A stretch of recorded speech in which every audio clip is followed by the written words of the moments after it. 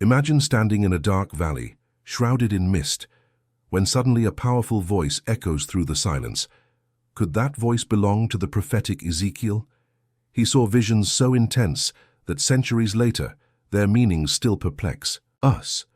What if he caught a glimpse of the Antichrist's rise long before John's revelation ever came? Today we're diving deep into Ezekiel's sealed vision and the chilling similarities it shares with the world we live in now.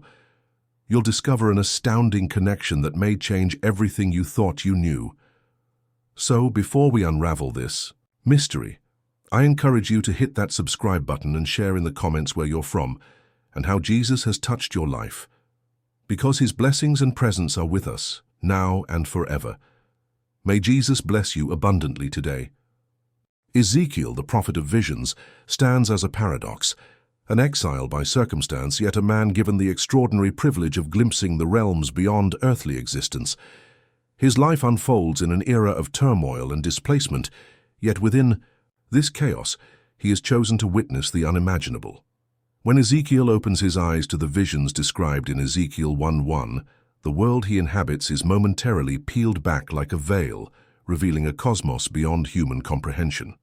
It's a delicate intersection where the divine meets the mortal in a symphony of symbols, awe and terror. Ezekiel's visions, filled with living creatures bearing four faces, radiant wheels within wheels, and a chariot throne that defied the laws of earthly nature, seem designed to stir the soul and unsettle the mind. Each symbol shouts spiritual truths louder than words ever could. The creatures with their multifaceted visages, human, lion, ox, and eagle, each convey dimensions of creation and divine authority, while the chariot of glory speaks to a sovereign force not bound by terrestrial limits. For Ezekiel, these weren't mere dreams. They were the language of heaven conveyed in living symbols and moving riddles. The magnitude of these visions prompts a profound question that lingers. Could there be more that he saw, yet we do not see? Biblical narratives often communicate through the unsaid as much as the said, the scriptures inviting readers into a dance of discovery, beckoning us to discern and ponder. The corner of his prophecies that remains sealed may hold a key to this enigma. Some suggest these hidden things were too intense or too momentous for that time, a revelation humanity wasn't prepared to absorb. Ezekiel's call as a watchman for Israel compels him to alert a rebellious house, yet perhaps there are warnings he whispers rather than shouts, destinies he guards more fiercely, awaiting their due hour. Might he have seen the complexities of the divine plan in their entirety, the unfolding of a cosmic drama scripted yet hidden until the appointed time?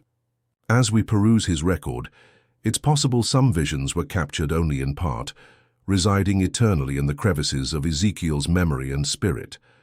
The prophet himself speaks of frequencies beyond human hearing, sights beyond human seeing, communication, meant for a yet unfathomable moment.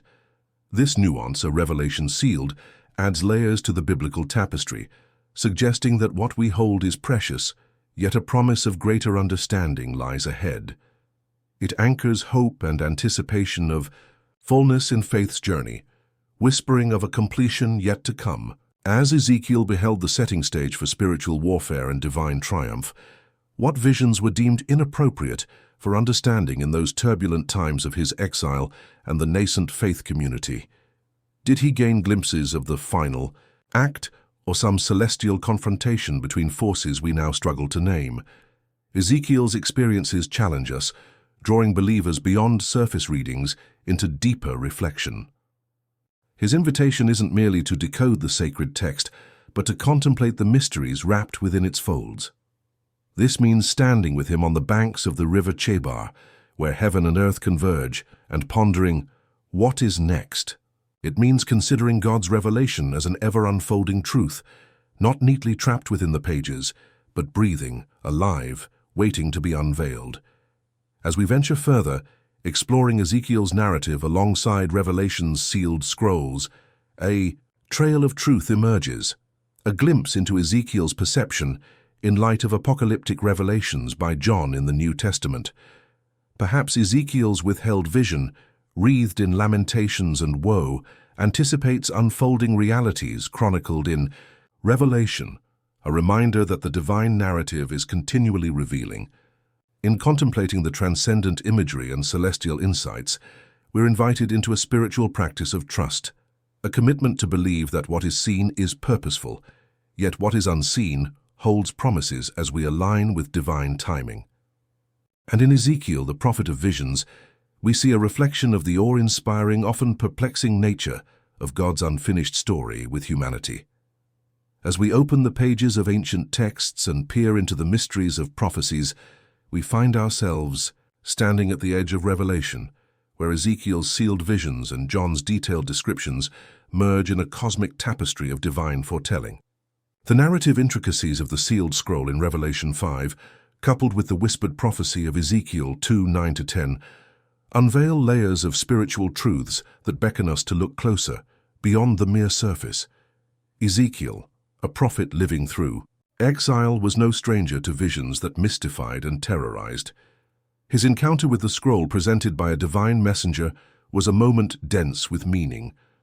This scroll, inscribed with lamentations, mourning, and woe, appears to echo in the corridors of John's revelation centuries later. When John is confronted with the sealed scroll that only the Lion of the tribe of Judah can open, we are faced with a striking parallel.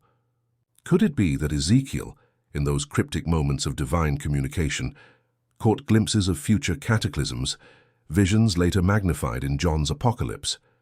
The scroll Ezekiel received was not just a parchment of doom, but a narrative arc, an ominous overture to end-time events that John would later detail. Both scrolls, though presented differently, resonate with themes of divine judgment and hope. Ezekiel's scroll was made known in whispers, prophetic murmurings that perhaps foresaw the unveiling of the final beast, a revelation too vast, possibly too perilous, to be fully unleashed in his time.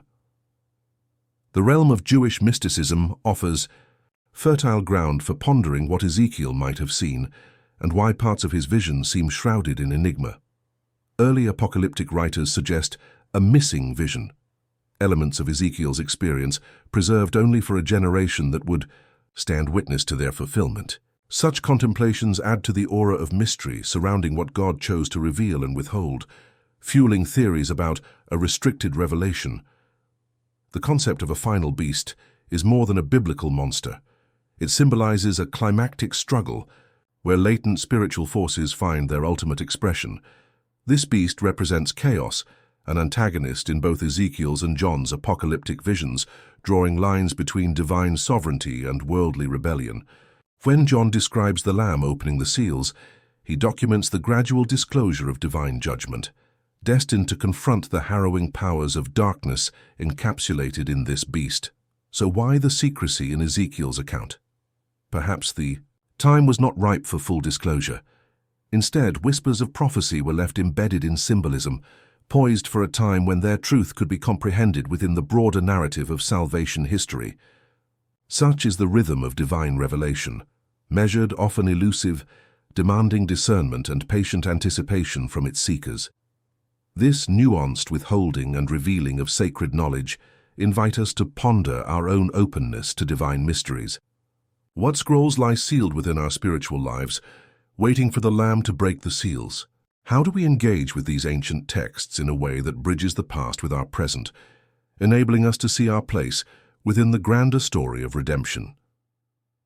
In the tapestry of apocalyptic literature, Ezekiel's experience with the scroll is like an ancient melody, its notes whispered into John's symphony of revelation. Together, these visionary accounts propel us toward a deeper understanding of divine foresight and the consummation of all things. We are confronted with the challenge of deciphering what is written on the scrolls of our time, understanding what has been whispered into our own lives as we navigate the spiritual landscapes of the modern world.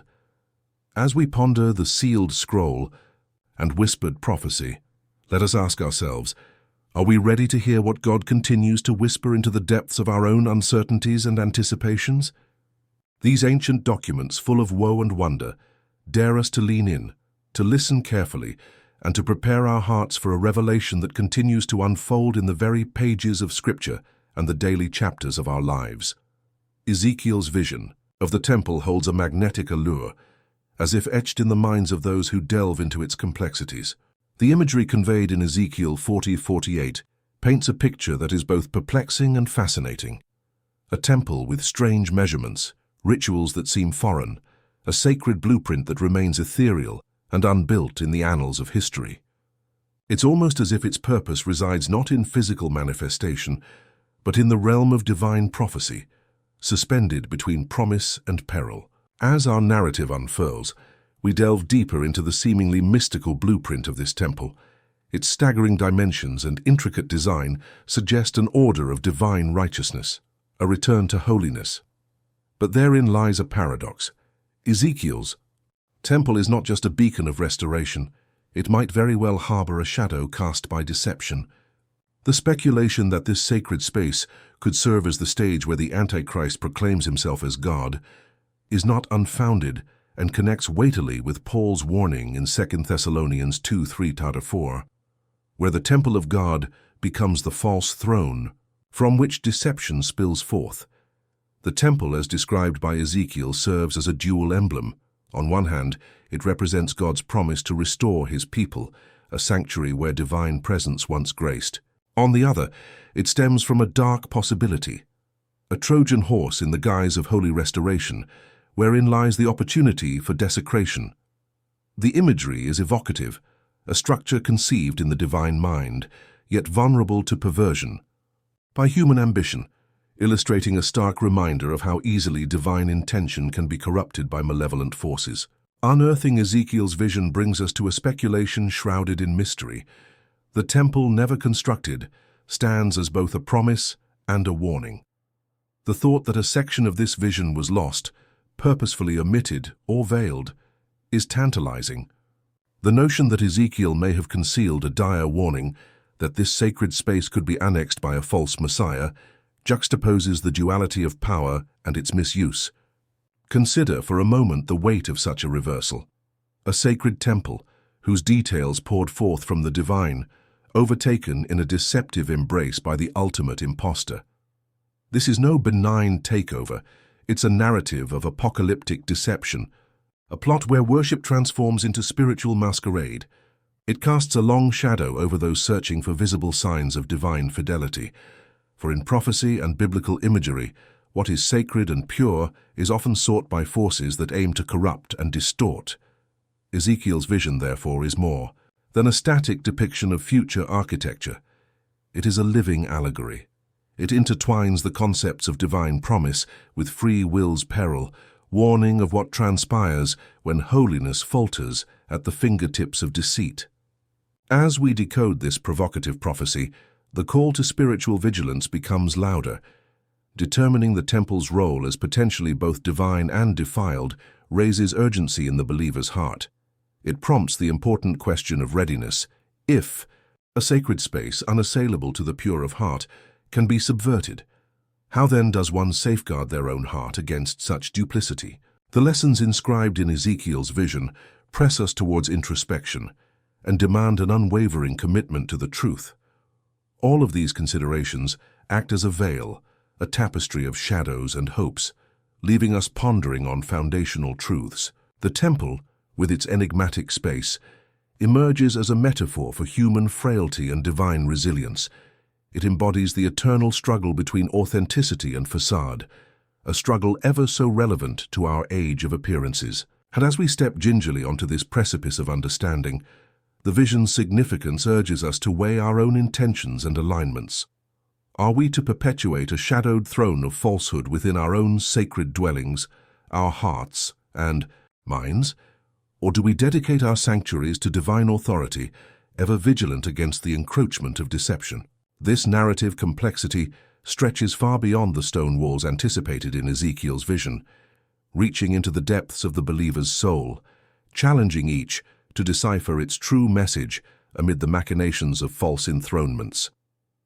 Thus, this chapter stands as a narrative suspended between divine intention and human execution, a conduit through which spiritual eyes are opened, discerning the veiled prophecies that warn and guide. Participants of faith are summoned to elevate their vigilance, ever analyzing the reflection of the sacred spaces within and without, assuring purity in action and heart. Within the labyrinth of biblical prophecies, the figure of Gog and the mysterious land of Magog stand as enigmatic beacons, signifying a foretelling of conflict and cosmic significance. As we delve into Ezekiel 38 and 39, we unearth a prophecy that bursts forth with dramatic intensity, a leader named Gog leading the hordes of Magog against the people of God in the latter days. This prophecy is not merely an account of historical clashes, but a tapestry woven with threads of spiritual warfare, deeply resonant with the narratives unveiled in the apocalyptic visions of Revelation 20. Ezekiel's detailed prophecy is like a dramatic proclamation delivered from atop a watchtower, echoing through the corridors of history. It's a divine notice of an ultimate confrontation, a battle not only waged in the physical realm, but a metaphysical clash that reflects the epic struggle between good and evil. In Revelation, Gog and Magog re-emerge not merely as geographical entities but as symbols of worldly opposition to God's reign. This cyclical reappearance implies that the prophecy transcends time, marking periods throughout history where dark forces conspire against divine order and truth. In Ezekiel's depiction, Gog is presented as a malevolent leader, yet with a curiously undefined origin. His identity remains cloaked in mystery. Scholars have long speculated that Gog could signify more than a mortal ruler, potentially embodying the Antichrist or even a demonic title passed down through the ages by power systems hostile to divine sovereignty. This notion sees Gog as a reiterative nemesis, constantly manifesting when humanity diverts from its spiritual course, a reflection of rebellious defiance against God's order. There exists an intriguing possibility that Ezekiel, in his visionary trance, witnessed more than what he was permitted to disclose. Perhaps he glimpsed the very genesis of Gog, or heard the true name of this archetypal enemy. However, unlike John in Revelation, who divulged snippets of the apocalypse, Ezekiel might have been cautioned to shroud these ultimate truths, preserving them for a moment of dire revelation when they would be most needed. Such an idea stirs the imagination, suggesting that divine knowledge operates on heavenly timelines, only revealing itself when the world is ripe for understanding or transformation. The individuals and forces represented by Gog and Magog raise pressing questions about their influence and manifestation in modern times. Are there echoes of Gog's spirit in today's world, surfacing as governments or movements that defy moral and spiritual principles? When societal structures abandon their moral anchors, do they inadvertently align with the spirit of Magog, perpetuating systems that run contrary to divine will? Exploring these possibilities leads us to consider the symbolic language of spiritual warfare that both Ezekiel and the seer of Revelation employ. The repeated invocation of Gog and Magog showcases an ongoing battle not just of swords and shields, but a combat of ideologies. It invites us to see beyond the veil of material conflict, urging recognition of underlying spiritual dynamics at play.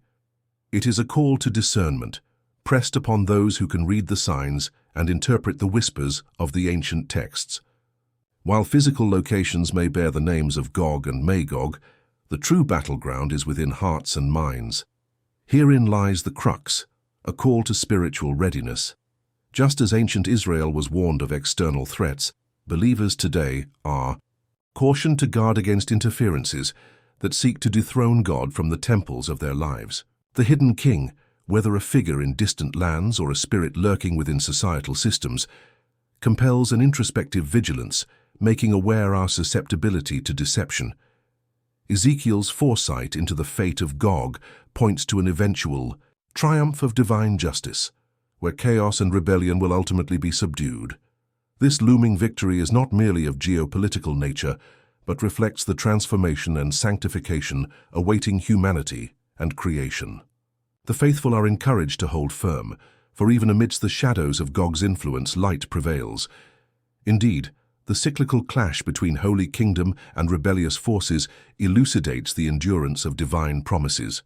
It's through grappling with these prophecies that one understands they serve not just as caution but as assurance that in this unending ebb and flow of spiritual conflict, there is an ultimate peace to be found.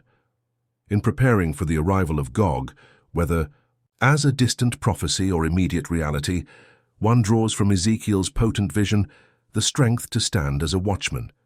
Our vigilance becomes the lamp guiding us through the fog that Gog and Magog might cast over the spiritual landscape. Herein lies our preparation, understanding, prayer, repentance, and unwavering faith. These gird our hearts against the onslaught of the hidden king foretold. This mysterious figure of Gog becomes a mirror to our humanity's continuous struggle, reflecting change and the power of righteousness.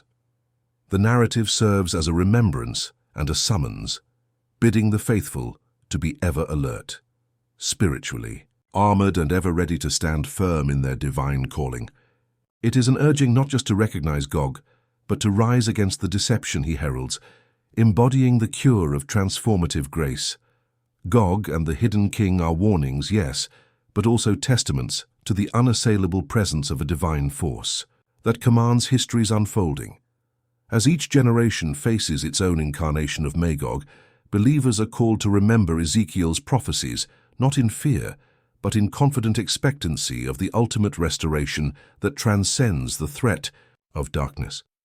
In the dim lanes of prophetic literature, Ezekiel's role as a watchman on the wall stands out, depicted vividly in Ezekiel 33:7.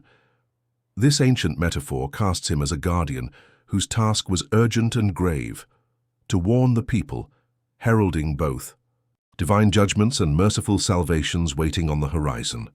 The toll of Ezekiel's vigilant calls resonates with a timeless echo, his mantle passing undeterred through ages, finding parallels in our own modern world where the sirens of folly and deception create a cacophony that can drown out softer whispers of truth. Where previous chapters might have taken us into prophetic battles and enigmatic kings of yore, Ezekiel's warnings steer the narrative toward introspection and collective conscience. The soul of his exhortations lie not in mere foretelling, but in the immediate response demanded from his contemporaries, and by extension from us. It is in the urgency of turn back that Ezekiel becomes perennially relevant. His restless, passionate calls for repentance and purity transcend time, rebuking the distractions that weave through the spiritual fabric of every generation. Ezekiel's symbolic role as watchman encompasses more than the simple act of vigilance. It has connotations of an impending narrative, eerily familiar to the watchpoints marked in today's fraught intersections of belief and conflict. Prophetic. Imagery, like stark warnings scripted on ancient scrolls, often leaves contemporaries at a crossroads. How much of Ezekiel's documented revelations pertain explicitly to his own generation, and how much was figurative, cloaked wisdom left to echo against the backdrop of contemporary dilemmas? Revisiting his role through this prophetic lens, it becomes crucial to ponder whether Ezekiel was the custodian of deeper visions, passages of unwritten law that needed to be conveyed in contrast with Isaiah's grandeur or Jeremiah's lamentations. It positions the reader or viewer into the heartbeat of scriptural vigilance. Are we mindful, watchful, continuously testing spirits and intentions that weave their tapestry through the web of human history? In today's world, mirroring the chaos of idolatrous lives and the enticements of false idols once abhorred by Ezekiel, the challenge for conscious discernment emerges starkly. The urgency is compounded by the spiritual vigilance we are all called to cultivate. Like watchmen on our own towers, we too are summoned to recognize and distinguish between divine instruction and the deceitful illusions that offer temporary allure but eternal regret. Ezekiel's voice doesn't just echo, it recharges each question. With a power-packed urgency, are we ready to listen, to change course, to set boundaries between what empowers and what ensnares? The stakes are frighteningly real. There is no greater peril than the internal deception, wherein one crafts a comfortable truth, ignoring the stark realities of spiritual warfare that continue unabated. To expect revelations from a chapter known for its dramatic ideologies, or to ascribe futuristic insight to Ezekiel's stern messages, serves only as a surface interpretation. The profound, perhaps hidden message might have less to do with what was recorded and more to do with the unscripted wisdom, shrouded possibly in celestial mystery and implied in his paused revelations. In silence, there might yet be a path, a secret handshake between the centuries. The challenge of Ezekiel's silent covenant with future generations transcends written text. It polls each period's readiness, each mental inclination towards unsolved mysteries that lay buried unless actively sought. Thus his vision commands us not just to read but to act. The charge is pressing, not as a relic of a forgotten past, but as a call to today's distracted discipleship. In digging into the content of Ezekiel's revelations, we must continue to wonder. Perhaps his most significant message to the final generation remains buried within the spaces between the lines, waiting for those spiritually astute enough to realize its immense potential and respond accordingly. Waiting for that moment when what was once hidden might see the light.